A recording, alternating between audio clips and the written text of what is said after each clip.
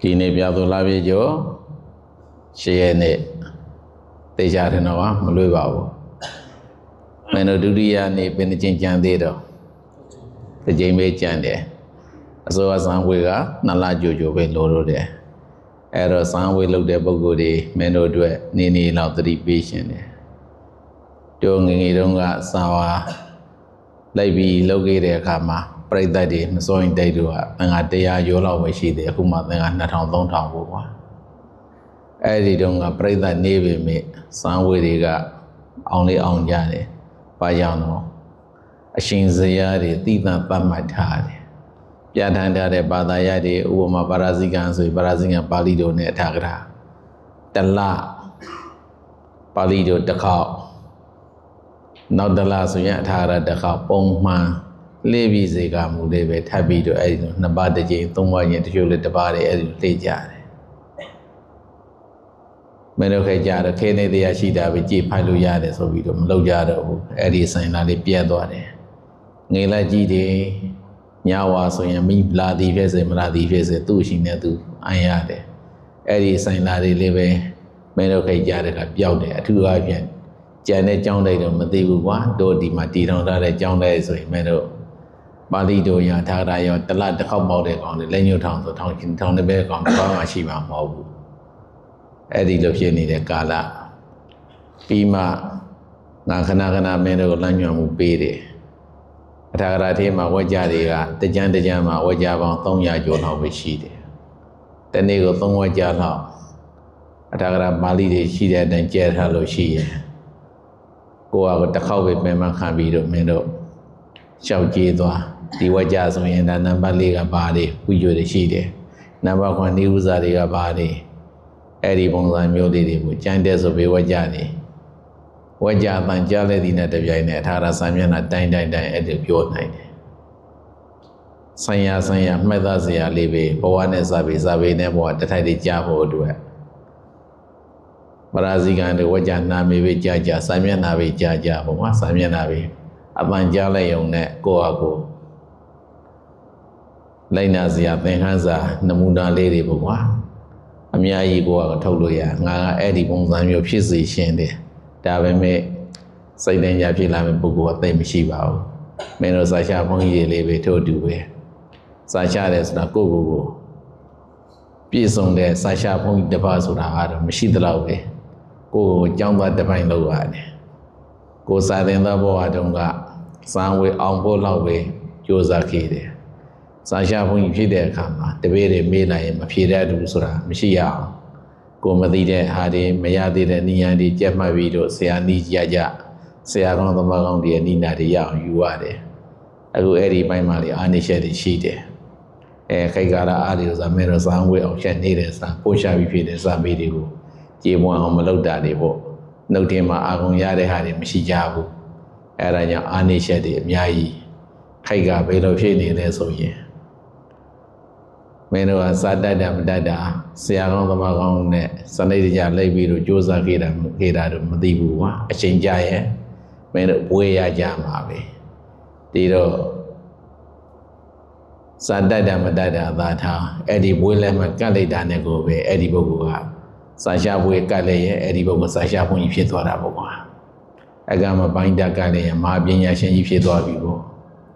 trong toa gì quay được con trong được con nhà đó bà quên đó bà đã này về pin này đấy đi rồi về cái anh gái này biết xong sau này thì giờ hoa này về xí bị pin rồi phải con mà bộ aku đi rồi xong rồi để bà la để khai trả rồi ta nói được cả ai gì ham hậu đạiမျိုးတွေကိုအားလုံးသာသနာရေးဌာနဘက်ကလည်းပဲစီစိတ်ဖို့ကောင်းတယ်ဒီဘက်ကလည်းကာယကံရှင်ပုဂ္ဂိုလ်တွေကလည်းကိုယ်နဲ့မတန်တဲ့ဟာတွေကိုမယူဖို့မတန်ဖို့ကြည့်တယ်အခုကဘယ်လိုဖြစ်နေတာလဲဆိုရင်တကယ်စိတ်မှန်ဆရာတော်ကြီးတွေကအာနာဖို့ကောင်းတယ်မတန်ရေးကြတော့ဘူးဝိသေပါတိတော့မှာနော်သူတို့တရားနဲ့သူတို့ကျောင်းလေးဒီမှာဘယ်မှာခံပြီးတော့ဆောင်းအောင်ပို့ချနေကြတယ်အဲ့ဒီလိုလေလမ်းကြောင်းကဒီဘက်ကအစိမ်မှန်လမ်းကြောင်းကတလန်းသွားနေသာသနာရှိတည်တံ့ဖို့ကိုဥစားပေးတယ်ရှင်မကတ္တဗထုံဖို့ကွာရှင်မကတ္တဗတို့ကိုမြတ်စွာဘုရား ပန်သူသင်္ကန်းကြီးနဲ့ချီးမြှောက်လိုက်တယ်ဆိုအော်သာသနာတစ်ခုလုံးအတွက်ထမ်းဆောင်ဖို့တာဝန်ကြီးကိုငါပခုံးပေါ်မှာထားလိုက်တာပါလားခါတိုင်းတဲ့ပိုးရငါအလုပ်လုပ်ရမှာပါလားဆိုတဲ့စိတ်တက်ပါပြောင်းသွားတယ်သာသနာအတွက်ဒီမဲတော်တို့ခိုက်ကြတဲ့အခါမှာတော့အဲ့လိုမဟုတ်တော့ဘူးစာချဝေတဝေရပြီဆိုရင်အပူဇော်ခံဖို့ဝေဥစားပေးတယ်ဘာဝေရရခါတိုင်းတဲ့ပိုးပြီးတော့ငါအလုပ်လုပ်ရမှာပါလားအဲ့ဒီပုံစံမျိုးနှလုံးသားမျိုးရှင်မကတ္တဗာတို့အာနန္ဒာတို့နှလုံးသားမျိုးပြောင်းယူပြီးတော့အလုပ်လုပ်ကြမယ်ဆိုရင်သာသနာအတွက်အသိအားရစရာကောင်းတယ်အခုကတော့အဲ့လိုမဟုတ်ဘူးဝသိထတာပဲစံဝါသိထပဲဖြစ်နေတယ်ဝသိထတာပဲစံဘာရတော်စာဖြစ်လာပါမရှိတော့မင်းတို့စာရဏသမားတွေဒီလောက်ပြောရင်နားလည်ရမယ်နော်သာသနာတွေမှာကိုယ်သင်တဲ့စာပေတွေကထုတ်ယူစရာလေးတွေကမင်းတို့အများကြီးဒီတော့ငါသာတကတခုပြောပါမယ်မနေ့ကမင်းတို့ပါရဇိကပါဝကြကုံဘဂရဗုဒ္ဓကုံဘဂရဗုဒ္ဓဆိုဒုတိယပါရဇိကစာမျက်နှာဒုတိယစာမျက်နှာပေါ့ကွာဒုတိယပါရဇိကပထမပါရဇိကနဲ့ဒုတိယပါရဇိကဆက်ကစာမျက်နှာပါရဇိကဆိုဘယ်လောက်ရှိမှာလဲ140ခွန်ပေါ့ဟိုဘက်က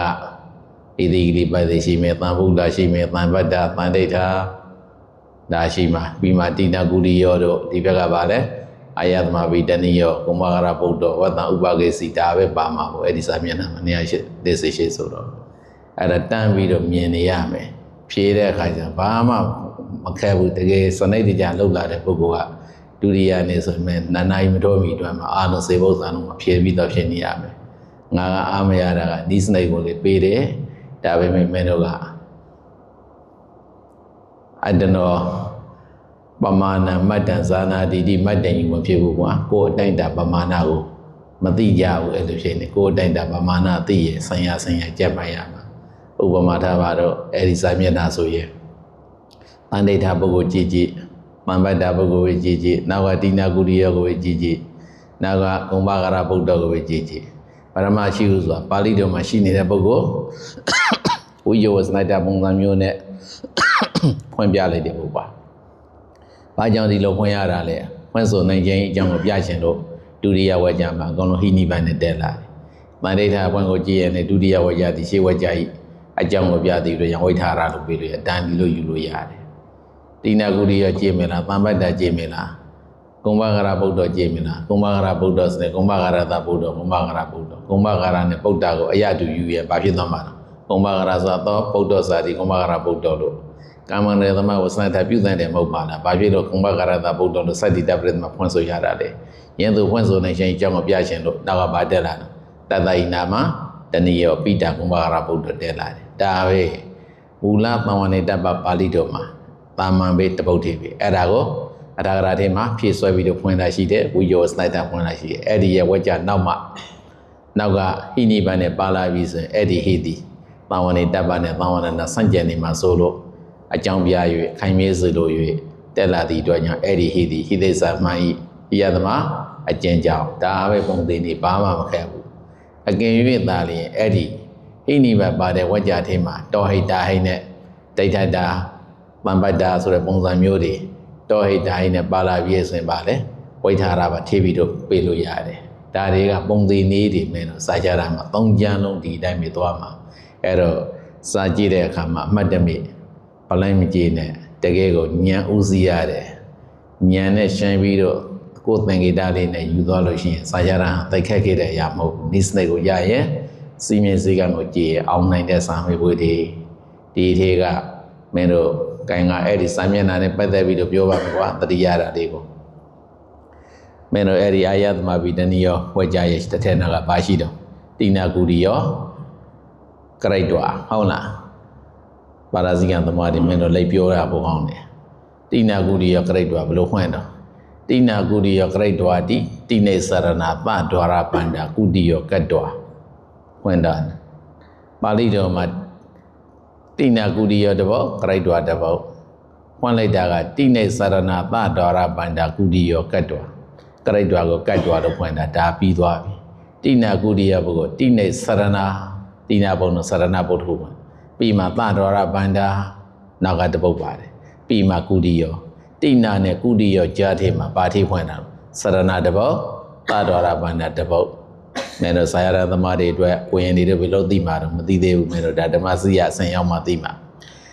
ပါဠိတော်မှာတိနာကုတိယောကရိတ်တော်မှာတိနာကုတိယောဆိုတဲ့ပုဂ္ဂိုလ်အထာဂရဖွင့်တဲ့အခါမှာတိနာဆိုတဲ့ပုံနောက်မှာစရဏဆိုတဲ့ပုဂ္ဂိုလ်ကိုဖွင့်တယ်ကုတိယောပုဂ္ဂိုလ်ရဲ့ရှေ့နာမှာဝိသေသနာကဘာတိဖွင့်နော်သာဒွါရပန္ဒဆိုတဲ့တပုတ်ဖွင့်တယ်စရဏဆိုတဲ့တပုတ်တစ်ခုသာဒွါရပန္ဒဆိုတဲ့ပုတ်တစ်ခုဒီပုတ်တစ်ခုထေဖွင့်ဆိုနိုင်ခြင်းအကြောင်းယုတ်တွေကိုပြရှင်လို့နောက်ကပါတော့ဝတ္တံဥပါကိစ္ဆန္တေနာဟိဒီလိုတက်လာတာဒီတော့စပန်းဝေမှာဘာမှခဲဘူးရှင်ဒါကရဆရာသည်ကာဝကြပြန်တိနာကုရိယောတိနေသနာသရရဘာနာကုရိယောကတ်တော်ဖွင့်ပြဆိုလို့ပါဠိတော်နဲ့တိနာကုရိယောကရိတ်တော်ဥသာရှိသည်မဟုတ်ပါလားဘာဖြစ်လို့အဘေကြောင့်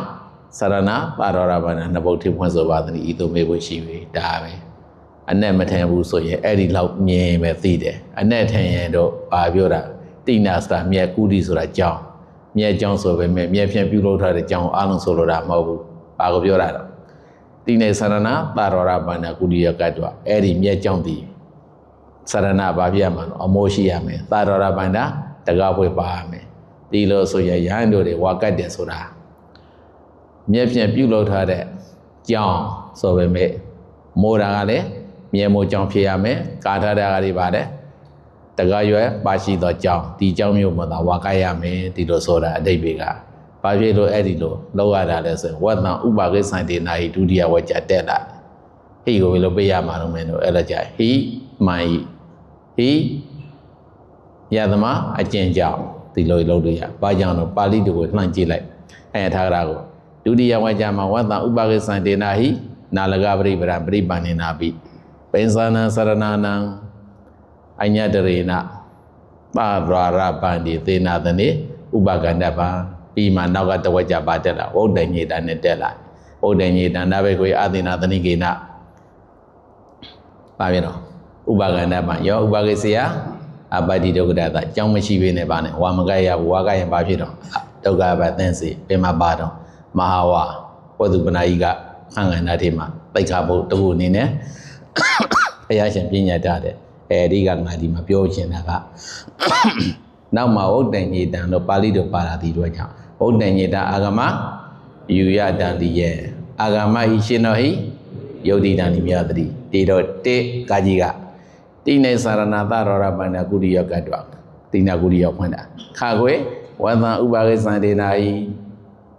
နာလကပရိပရပရိပန္နေနာပိပိသနာသနာနာအညတရေနာသရောရပန္တေသေနာသနေဥပါကန္တပါကံငေပါလာဝုဒ္ဒညေတံနာဘေခွေအာသေနာသနိကေနဥပါကန္တပါယောဥပါကိစ္စယအပတိဒုက္ခဒတာအဲသုံးဝကြပါဠိတော်ကိုကြည့်လိုက်ုံနဲ့နောက်ဆုံးမှာဝုဒ္ဒညေတံပါဝုဒ္ဒညေတံဝကြရဲ့ရှင်းနာမှာဟိပါတိရွက်ကြောင့်ဝုဒ္ဒညေတံအာဂမ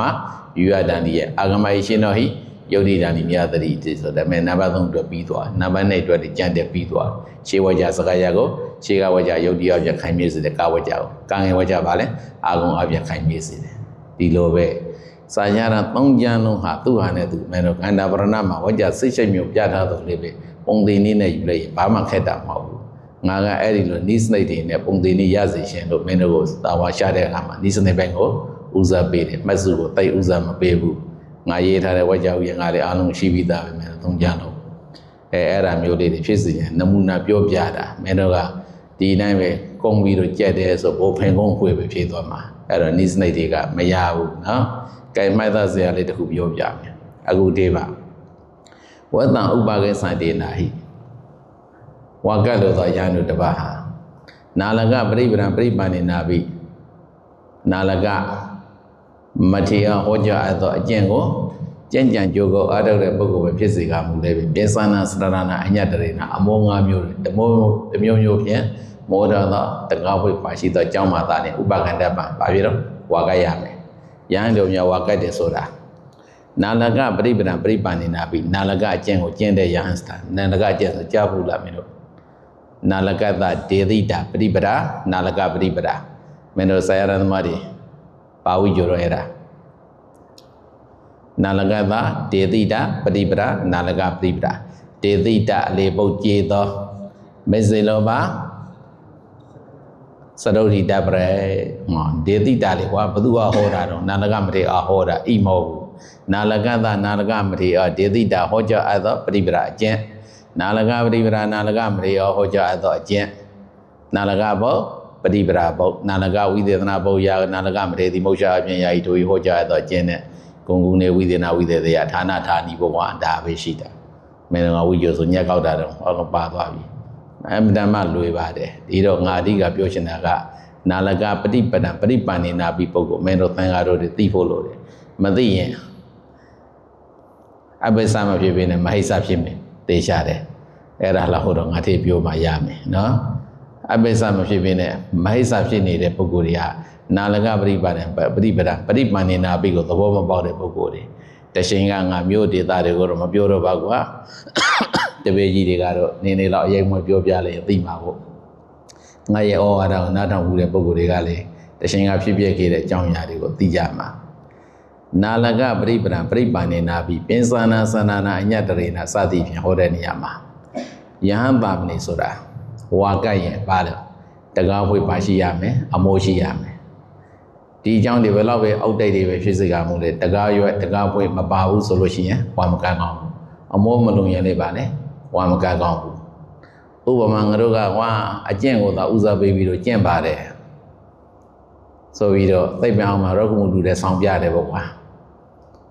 ဝါရွင့်ရှင်ကာလမှာကြတော့အဲ့ဒီလိုနေလို့ရပါမလားသိပ္ပံမဝါဆိုလို့ရပါမလားမရဘူးနတ်ဘိတ်ကိုအသေးနာတဏိကေနာဘာပြောတာကြောင်းမရှိပေနဲ့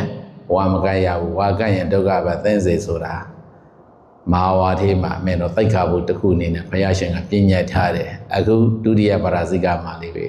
တိနာကုတိယကရိတ်တော်ပုဂ္ဂိုလ်တန်လီဝကြအနေနဲ့ဖွင့်တဲ့အခါမှာနာလကပရိပဒံပရိပန္နေနာပြီးပိသနာစရဏနဲ့စသည်ဖြင့်အမော၅မျိုးစတာကဒီခိုက်ဆိုသွေ့တွေပါတွေတော့ပါလာသေးတာပေါ့ကွာဟိုခိုက်ကတော့အဲ့ဒါတွေမရှိဘူးပေါ့နော်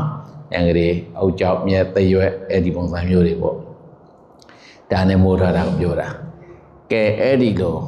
နာလကအကျင့်ကိုကျင့်တဲ့ပုဂ္ဂိုလ်ဆိုတာကရွာတွေမှာနှစ်ညဘယ်တော့မှမအေးဘူးနာလကအကျင့်ကိုကျင့်တဲ့ပုဂ္ဂိုလ်အကျင့်ကိုဘလောက်အလေးနဲ့ထားစတိုင်းသိပင်တစ်ပင်အောင်မှာနှစ်ညမနေဘူးကြောင်းတစ်ကြောင်းမှာဘယ်တော့မှနှစ်ညမကျင့်ဘူးဘာဖြစ်လို့တော့ဒီကြောင်းဒီရွာဒီသိပင်ပေါ်မှာတွေ့တာမှုတတ်မဲ့မှုဆိုတဲ့တဏှာဥပါဒဏ်တွေဖြစ်မှာဆိုလို့အဲ့ဒီလောက်ဒီအကျင့်နဲ့ပတ်သက်ပြီးတော့ဥက္ကံမြောင်ကျင့်တဲ့ပုဂ္ဂိုလ်ပဲဖြစ်စေကမူလည်းပဲနာဘိကိုအသေနာသနိကေနဝတ္တံဥပကတပံယောဥပကိစေယအပတ္တိဒုက္ခရတဆိုတဲ့ပါဠိတော်သိက္ခာပုရှိသည့်အတွက်ကြောင့်နာလကပရိပဒံပရိပန္နေနာပြီးအဲ့ဒီနာလကအကျင့်ကိုကျင့်တဲ့ယဟန်မယ်ဖြစ်စေကမူလေပေသနာသနာနာအညတနေနာသတော်ရပန္တိသေနာသနေဥပကန္တပံဆိုသည့်အတိုင်းအမိုး၅မျိုးတစ်မျိုးမျိုးဖြင့်မိုးတဲ့အမိုးပါရှိခြင်းသတော်ရပန္နတကပွဲပါရှိတဲ့ကျောင်းမှာသားလျက်ဝါကရမယ်တေတော့အကျင့်နဲ့သိက္ခာပုမှာဘာကိုဥစားပေးရမှာသိက္ခာပုကိုပဲဥစားပေးရမှာအကျင့်ကိုဥစားမပေးရဘူးဒါပေမဲ့ငါတစ်ချိန်သောအခါကာလတုန်းကတနေရာရောက်တော့ပြဿနာတက်ခဲ့ကြတဲ့ကိစ္စမှာဟုတ်လားဟွာရွယ်ရှင်ကာလပုဒ်သံဇယတကားဖွင့်လေးမပါဘူးเนาะဒီလိုပဲအမိုးကတော့ပါမှာပေါ့ကွာမိုးရွယ်နေလို့ရတယ်ဆိုတော့အဲ့ဒီတကားဖွင့်မပါဘဲနဲ့ဝါကတ်တယ်ဆိုတော့သုတ်တန်တူနဲ့ဆောင်းပြီးတော့အမှန်ကတော့ဘုံကြီးရှင်လို့လောက်တာပါမိုက်စားပါအပိစ္ဆသမားတွေကဒူတင်ဆောင်တယ်ဆိုတာသူများမသိအောင်လုပ်ရတာမဲတော့ငါတို့ခိုက်မှလို့ဒူတင်ဆောင်တဲ့ပုံတွေကိုပါလဲလိုင်းပေါ်မှာတင်ပြီးတော့ပြထားတာတွေအဲ့ဒါတွေကဘာပိစ္ဆမလို့မပြောရတော့ဘူးကွာဘာပိစ္ဆလို့မပြောရပါဘူးဒါမှမိုက်စားတို့သိချတယ်မိုက်စားဘာပိစ္ဆအပိစ္ဆဘယ်နှမျိုးရှိတော့အဲ့စား၃မျိုးအပိစ္ဆတာဒီကုဏသမဏအလိုနေချင်းစသောဂုဏ်နဲ့ပြည့်စုံတဲ့ပုဂ္ဂိုလ်အပိစ္ဆတာပုဂ္ဂိုလ်မိုက်စားဆိုတာကဘာလဲရှိတာလေးနဲ့ရောင်ရည်တဲ့နေမှုမရှိဘူးသူများတဲ့ပေါ်ပြီးတော့လောဘအစွမ်းထွက်တယ်ဂျိုတဲ့ဂျိုပေါက်ပြီးတော့အလိုလောဘကြီးတဲ့ပုဂ္ဂိုလ်ဘာလို့ခေါ်မဟိစ္ဆလို့ခေါ်တယ်ပါပိစ္ဆကြတဲ့ကပို့ပြီးတော့ယုံမှသွားတယ်နော်ပါပိစ္ဆသမားပို့ပြီးတော့ယုံမှသွားတယ်အခန်းတွေကြတဲ့ကိုယ့်ဟာကိုယ်ကင်ပြီးတော့အဲ့နေမှာပေါ့ကွာဒါပဲရှိတယ်လူရှိသူရှိကြပဋိကံပြထားတယ်ဒီလောက်ရရဆန်းဆန်းပြောရမကောင်းတော့ဘူးအဲ့ဒါတွေပါပိစ္ဆသမားတွေနော်အဲ့တော့သူတို့ကိုပါပိစ္ဆလို့ပြောမိုက်ဆသမားတွေကဒုတင်ဆိုတာအမတန်မှကိလေသာကိုခါတဝတ်အတွက်ကျင့်ရတဲ့အကျင့်မျိုးဆိုအရှင်းရှင်းတရင်သုံးဖို့တော့မှအသိမပေးကောင်းဘူးဥဒ္ဓရိမဲတော့ကြားတယ်ကအကုန်လုံးပါတယ်ဒီဇာလန်တွေကအခုကတော့မဟုတ်ဘူးသူတို့လုပ်နေတာကောလိုင်းပေါ်မှာတင်းပြီးတော့ပြထားတယ်အဲ့ဒါတွေကအပိစ္ဆတာနဲ့ဘာမှမဆိုင်ဘူးမိုက်ဆနော်အဲ့တော့ ငါအရိကပြောချင်တာကနာလကပရိပရပရိပန်နေနာပြီးနာလကမထေကဲသို့ရွာတရားမှာနှညမိုက်ဘူးသိပ္ပံတပင်အောင်မှာနှညမကျင်းဘူးကျောင်းတစ်ကျောင်းမှာနှညမကျင်းဘူးအဲ့ဒီလောက်ဒီအကျင့်နဲ့ပတ်သက်ပြီးတော့ဥက္ကမြောင်ကျင့်ကြံကြိုးကိုအထုံးနေတဲ့နာလကမထေရဟောတော်မူအပ်သောအကျင့်တိုင်းကျင့်ကြံကြိုးကိုအထုံးတဲ့ပုဂ္ဂိုလ်ပဲဖြစ်စေကမူလေးပဲဝါတွင်ရှင်ကြတဲ့အခါမှာဘာဖြစ်တာလဲသာဒွါရပန်နေသေနာသနေဥပကန္တပံတကားဖွေမပါဘူးဆိုရင်ပါလေဘဝမကြိုက်ရဘူးတကားဖွေပါရှိသောကြောင်းရှိမှသာဝါကြိုက်ရတယ်ကွာအာနာတွေအာသေနာတွေကြောင်းမရှိပြီနဲ့ဝါမကြိုက်ရဘူးသုတ်တန်စရမကြိုက်ပဲဆိုရင်လေအဲ့ဒီသုတ်တန်စရဒီဘာဖြစ်သမှာတော့တကားပိတ်လို့ရမယ်အဘောကအမိုးအဲ့ဒီတော့ပါမယ်ဘာကြောင့်တကားလို့ရလဲဆိုတာတော့ထိပြောလို့မကောင်းဘူးဩရတွေမှာရည်စရာကြီးဖြစ်သွားမယ်ဟုတ်လားတဲ့ဘယ်မှာကတ္တာရိကတော့ဘာလို့တွေ့ဘူးတယ်မှလည်းမင်းတို့နဲ့လေတဲ့အချိန်မှာအဲ့ဒါတွေကိုအာရုံပြုလိုက်ဒီထဲမှာတော့ထိပြောလို့မကောင်းဘူးကဲအဲ့ဒီတော့ဥက္ကမြောင်ကျင့်တဲ့ပုဂ္ဂိုလ်ပဲဖြစ်စေကမူလည်းပဲအဲ့ဒီတကဝေပါရှိသောအမိုးလုံချုံသောကြောင်းမျိုးရှိမှသာလေဝါကကောင်းတယ်အဲ့ဒီလိုတို့တချိန်ကရောက်တဲ့အချိန်ကကာလတုန်းကဝါရွှဲအချိန်ကကာလမှာတရားရမတွေဘုန်းကြီးအထင်ကြီးအောင်ဘုန်းကြီးအောင်ဆိုပြီးတော့လုပ်တဲ့ပုဂ္ဂိုလ်ကြုံခဲ့သည့်အတွက်ကြောင့်ဆရာတော်ကြီးတွေမေတ္တာရည်တဲ့တပြည့်နဲ့ငါတို့ပါရဇိကံလေးပဲမန္တလေးမှာအမြဲတမ်းပို့ချနေကြဆိုဒီဝကြတွေကတော့ကွာဆရာတော်တို့ဒီမှာဝတ်တာဥပကိစ္စတေနာနာလကပရိပဏပရိပဏိနာပိဧသနာသနာနာအညတရေနာစသည်ဖြင့်ပါရဇိကံတွေမှာဒါကဆရာကိုကဒါထောက်ပြထားတယ်မာဝါမှာလေးပဲနာဘိကွအသေနာသနိကေနာဝတ်တာဥပကန္တမှာယောဥပကိစ္စအပ္ပတိတို့ဒီပါဠိတို့ပါဠိမတို့ပင်္ဂနာယကတရားတွေထောက်ပြီးတော့ကိုကလှုပ်သင်လှုပ်နေတာလှုပ်ကြဖို့လို့ငါတို့ဒါနဲ့ပဲဟိုလှုပ်လိုက်ကြတယ်အဲ့တော့ခိုက်ကဘယ်လိုရှိနေတာလဲဆိုရင်ဘုန်းကြီးရှင်တဲ့ပုဂ္ဂိုလ်ဆိုရင်မဲ့ပါဒီတိုင်းပဲသွားမှာပဲအဂိခံတော့သမုဒ္ဒောစမေသောစာပြီးပုဂ္ဂလောတဂရေနပစ္စည်းဒိဋ္ဌိတယောပိတိအတ္တပိယမင်းတို့ပြန်ထွက်လာမလားဆိုပြီးတော့ငါဂါထာလေးတစ်ပုဒ်ကောက်ရွေးကြည့်လိုက်တယ်ဘယ်ရမှာတော့မင်းတို့အဲ့ဒါကဘေးကပါဝစီသာဗုဒ္ဓဒီကာထဲမှာပါတယ်ပါရဇိကံပွင့်တာမေသပုဂ္ဂိုလ်အဂိခံတော့ဆိုတော့ဟာမိန်ပုံကြီးသမုဒ္ဒရာမေသောမေသပုဂ္ဂိုလ်ဘယ်နှုတ်လို့၃မျိုးအဂိခံတော့မိန်ပုံကြီးနဲ့တူတဲ့ပုဂ္ဂိုလ်သမုဒ္ဒရာနဲ့သမုဒ္ဒရာပေါ့ကွာသမုဒ္ဒရာနဲ့တူတဲ့ပုဂ္ဂိုလ်မေသောအလိုလိုပါကြည်သူအဲ့ဒီပုဂ္ဂိုလ်တွေတယောပိတိအဲ့ဒီပုဂ္ဂိုလ်သူကအတ္တပိယဘယ်လောက်ပဲရလာဘယ်တော့မှပါလဲရောင်းရင်တန်းနေမှုမရှိဘူးမိဘကြီးကိုမကြည့်ကောသနာမဲ့မိချိုးနေတဲ့လောင်စာတွေထည့်သလောက်ငါမလောင်နိုင်တော့ဘူးလို့ဘယ်တော့မှမပြောဘူးလာတဲ့လောင်စာကိုပါတယ်အကုန်လုံးလောင်ပေးတာပဲမလားတော်ပါပြီကွာငါမလောင်နိုင်တော့ပါဘူးလို့ဘယ်တော့မှမပြောဘူးသမုဒ္ဒရာဘယ်လောက်ပဲမိုးရွာမြက်ကြီးမြေငယ်အသွေးတော့မှစီးဆင်းလာတော့ရေကြောင်သမုဒ္ဒရာတွေမှာရေရှိုင်တက်တော့တဲ့ဆံမရှိဘူးတော်ပြီငါစီမှာရေမဆန်းတော့ပါဘူးလို့ဘယ်တော့မှမပြောသမုဒ္ဒရာကလေ